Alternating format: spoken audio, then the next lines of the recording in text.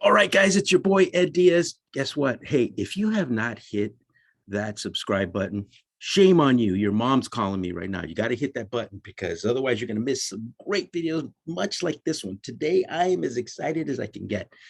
I'm going to be introducing you, and you might have already heard about this amazing guy, but if you haven't, you've been sleeping at the wheel. You need to start researching a little bit more. So today I have the humongous pleasure of introducing everyone and all my viewers to Eric Lofholm. You know, if you haven't heard from him, like I said, this guy's been in sales for over 25 years, written 15 books. Matter of fact, even though I get up at 4 in the morning, he makes it look like I never even get up out of bed. So it's the one time where I kind of feel like, but I'm super excited to share because this guy is not only humble, but he is extremely, as we say, learned. This man has been there, done that. Like I said, 15 books. And, you know, look, he's lauded by folks. And I'm going to just share my screen real quick so you can see some of the folks who talk great about him. Anybody ever heard of Les Brown? Anybody? Tom Hopkins? I mean, Brian Tracy. Nobody's ever heard of Tony Robbins, that guy, right? So as you can see, this guy is super, super high caliber. So let's get right into it because I wanted to talk today about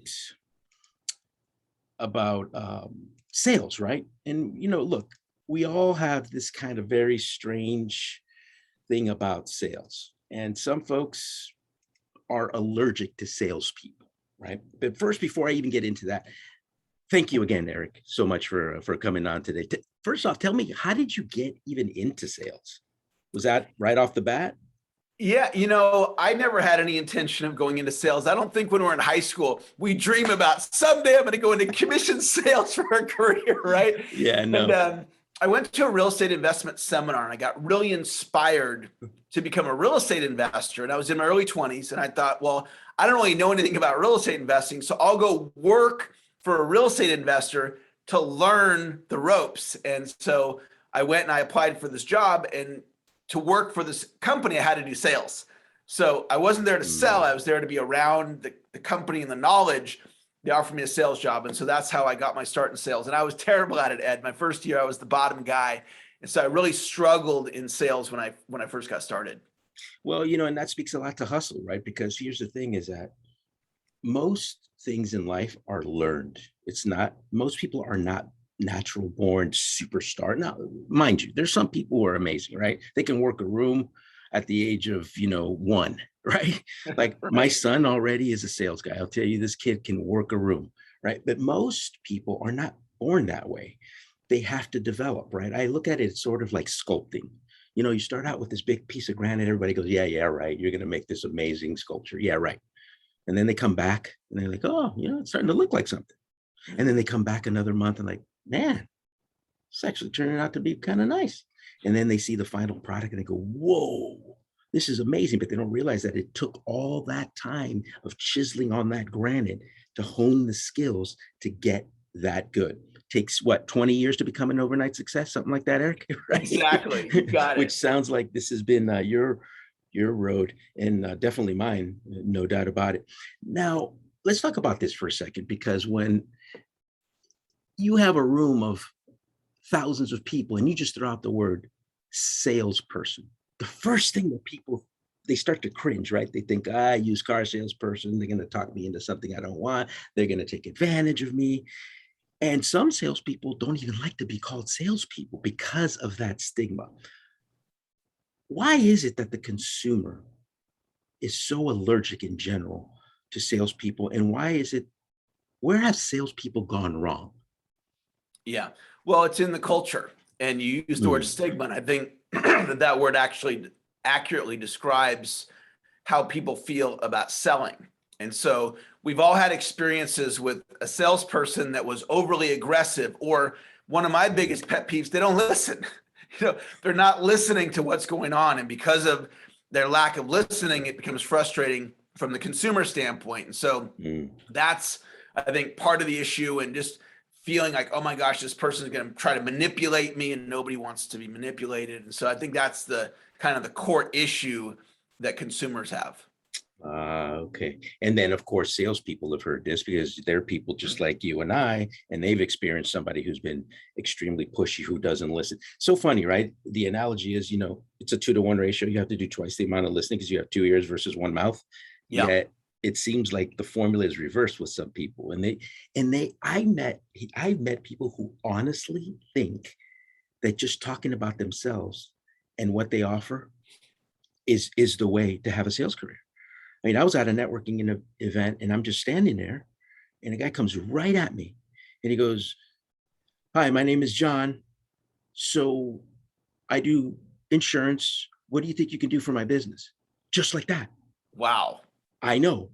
This was one, and this is why I'm bringing up this example because the sarcasm in me said, "Well, the first thing I can do for your business is to teach you how to enter a room and kind of start over on how you introduce yourself to people." I literally Right. said that, and then I Yeah. apologized because I didn't mean to be, that.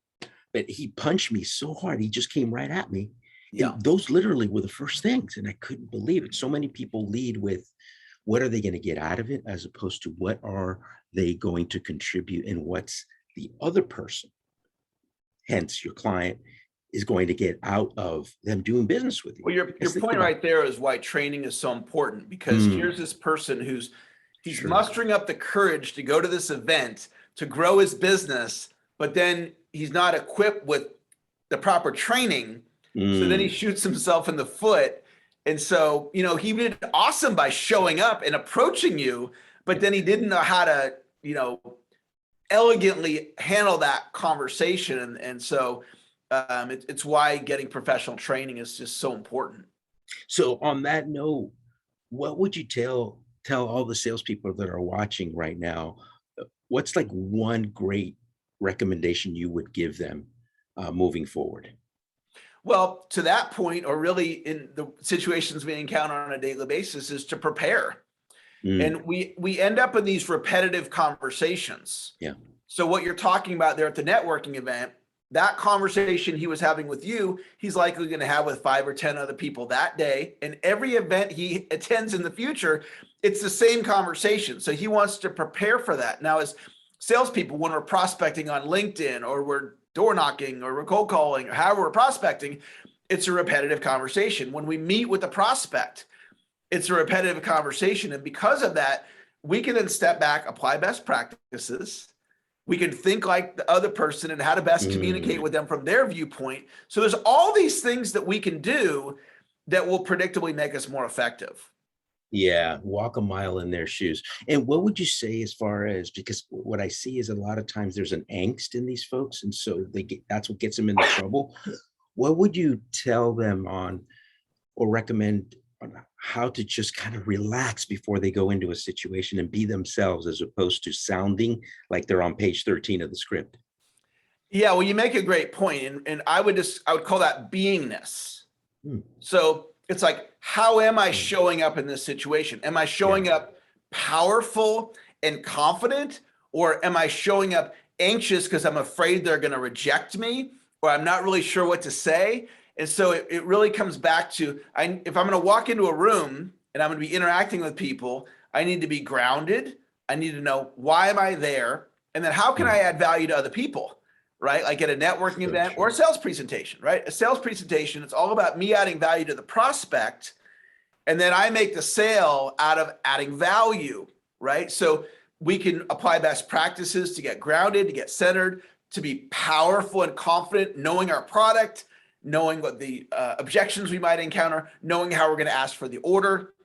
And this is just all, it's a several ways of saying be prepared is really what it comes down Yeah, to. yeah. Very good. Yeah, one for me, number one is I make it always the focus on providing value, not so much doing a sale. Number two is having fun, man. Just I know it sounds so basic, guys, but go into it just knowing you're going to have fun. Because the more you're engaging in the more fun you are, the more people are walking towards you as opposed to, oh no, here he is, run, right? And then the final piece is you gotta know that you are who you are. Everybody else is taken. Be who you really are. First thing I'm gonna say is give yourself permission to be your authentic self. because that is good enough. And then some. Stop trying to be somebody else, or stop thinking going into a meeting like, this is my way of becoming a top producer. What is that label anyway? Does it matter? No, be a top contributor. That is the focus. And you will see that sales is a byproduct of those things that I just mentioned, being your authentic self, and more importantly, providing value to people, even when sometimes it means not getting a sale. I can't tell you how many times I've talked people out of refinancing because I'm in the mortgage business, because it doesn't pencil, even though they came in to ask me for a refinance, because I'm here to lead in with advice and be honest, authentic, and provide value. Eric, you have a new book? I do. My new book just came out, Continuous Sales Improvement. Ooh, look at that. Awesome. Where can people get it, man? It's on Amazon. Oh, and it is. Okay. I've written, as you mentioned, 15 books on sales and success. This is my newest book, and I'm excited about it because it talks about working on your skills and making working on your skills. It's a lifelong process. And so even though I've been working on my skills since 1988, I still work on them. And it's a mindset that I've never arrived. Part of mastery is we're always the student. Right. Yes. So I keep listening to podcasts and reading books. And I actually just hired a new coach recently. And even though I'm a coach, I have a coach. I've worked with many coaches. And so it's a mindset of lifelong improvement. I would just want to come back to something you just said, though, about connecting with I am enough, connecting with, you have the greatness within you. And I think a lot of people, Ed, they don't feel like they're enough, because when they were younger, maybe their parents didn't build them up, right? And so we walk into a business communication, a sales presentation, feeling like I'm not enough. And everyone has a purpose in life, multiple purposes in life. And I love helping people get connected to just who they are. It's not about going to the next level. It's just recognizing I am enough. That is so good, man. And I will tell you something, guys. Look, it's not how you start that matters. We all have a story. We've all had people in our lives that betrayed us. We've had situations, but it's not how you start. It's how you finish. So focus on finishing strong. Create a lasting memory in the lives of other people, because tomorrow isn't promised. We all know that, right? And be in the constant pursuit of mastery. And this is so huge that you said that, Eric, because you know what? This is the long game. Stop worrying about what you get out of things today. Be in the long game.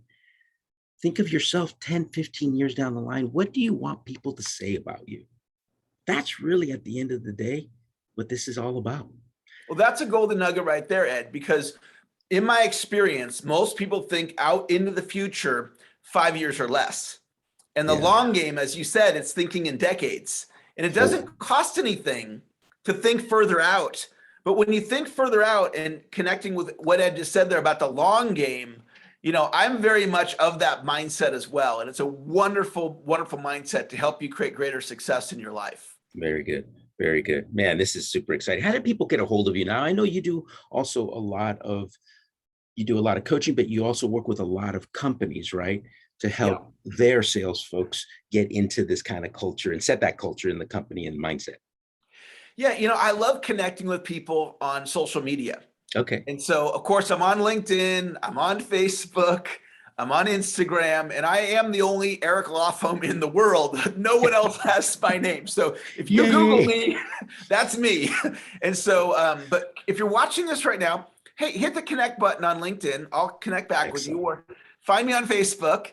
And I do a lot of free content. Like Ed, I have a YouTube channel and I have a podcast, and I've got my books. And so I'd love to connect with anybody that's watching this. If you like the improvement conversation, the Tony Robbins Think and Grow Rich, Napoleon Hill conversation, I would love to connect with you and share some free resources with you. Yeah, and it behooves you, especially if you're a leader in your organization on the sales side, whether you're, super executive or you're a manager, it really, I can't stress enough how important it is to contact Eric. As you can see, he's super down to earth, extremely knowledgeable. I mean, obviously, it would take a lifetime plus to cover every single thing. So we're going to do another video to also dissect a little bit more of this topic, get into a little bit more granular as far as sales goes, and how can we improve so that we can improve the lives of other people. Thank you so much again, Eric. This has been an absolute pleasure and very you're humbling. welcome. It's been great to be here, and I appreciate the opportunity to share some ideas with your network. Excellent. Thank you, my friend. You have a great day. Take care. You too.